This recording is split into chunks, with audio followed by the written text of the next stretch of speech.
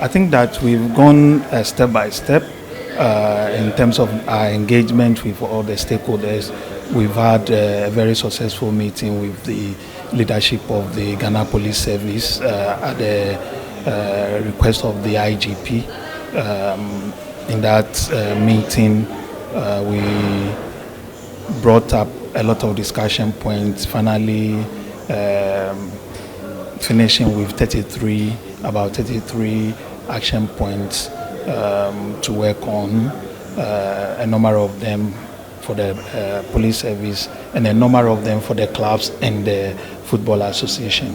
And so on the police side, we are fortunate enough for the police leadership to give us a sports police unit within the police service. Also, we would get regional sports security officers who will be of a very high in the ranking of the police, who would be mandated to be in charge of safety and security issues affecting sports in the region. And so we also immediately were told by the IGP that they've taken the decision that the police academy, they would include the training manual for sports policing, which is very good for us, and we are grateful for it. Also, where there are opportunities, depending on where the academy is, the trainees, even at that stage, will be brought to some of the matches to work with the police officers so that they pick practicals from these, even at the training stage before they become police officers. So these are very good positives, and we are extremely grateful to the IGP and the police leadership for this. On our side, we've engaged with all the Premier League clubs, after which they issued their statement of support and solidarity, and also to say that the FA will look at what they've all discussed with us, and then we would have an advanced match day safety and security protocol. Now we've engaged the Division 1 clubs, the Women Premier League clubs, we've engaged Santi Kotoko as well. We've engaged all the supporters of the Premier League clubs.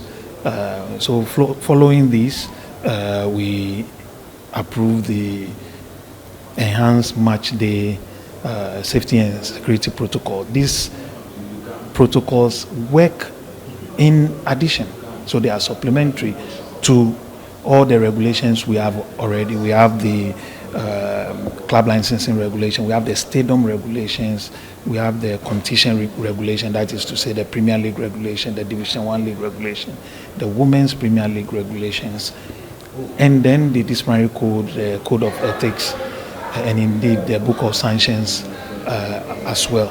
And so they all come together to ensure that we have a good regime based on which we can have a good, safe and secure environment at our matches.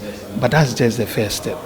The other steps include the fact that we had an engagement with the Minister of Sports and Recreation. In that successful meeting, we discussed a lot. The Minister tasked us to do some things. He also made some very, very important inputs that also went into the protocols. So we are on that part as well to ensure that we have a certain assurance of our stadium infrastructure as well. Now,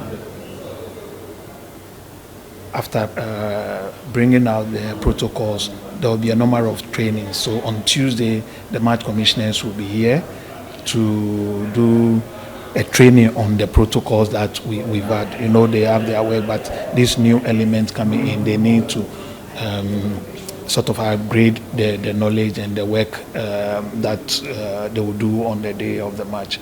The same, there will be Currently, as I talk to you, the police training school and our CAF instructors are looking at the manual for training security personnel from CAF, and then we look at how the training would also be done, and then we will fix a date to do the training.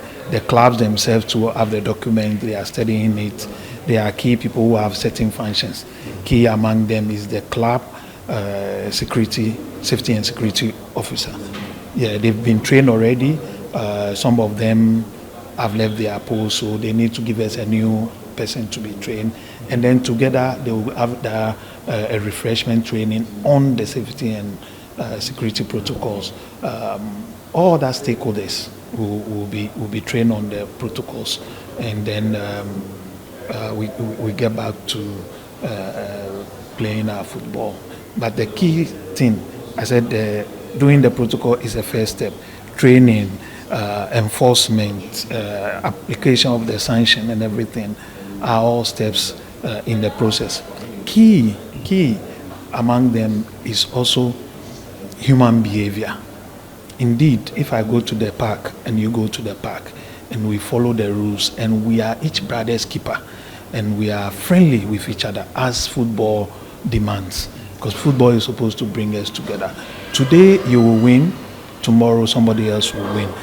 If in football only one team is guaranteed to win forever, I don't think we will love the sports. We like the sports because we know on the rare occasion the underdog will beat the tough guy, and we know there are times that the big team or the team with all the stars may try to win, but the underdog can pull up a draw or a win over them, and that is why we love the game.